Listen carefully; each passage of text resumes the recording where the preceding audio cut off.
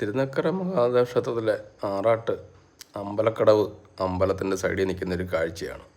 ആറാട്ട് കുളി കഴിഞ്ഞ് തിരിച്ചു വരുമ്പോൾ പറയെടുക്കുന്നതിന് വേണ്ടിയിട്ടാണ് അവിടെ നിൽക്കുന്നത്.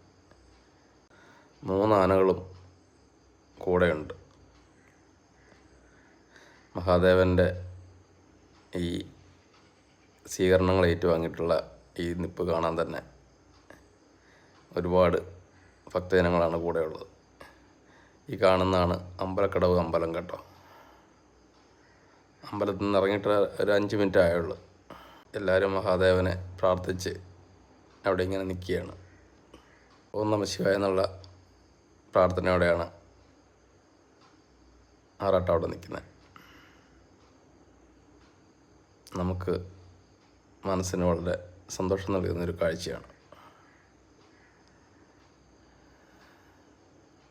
ഈ വീഡിയോ നിങ്ങൾക്ക് ഇഷ്ടപ്പെട്ടെങ്കിൽ നമ്മുടെ ചാനലൊന്ന് സബ്സ്ക്രൈബ് ചെയ്യാൻ മറക്കരുത് കേട്ടോ. ഇനിയും ഇങ്ങനത്തെ ഓരോ ചെറിയ വീഡിയോ ആയിട്ട് കാണാം.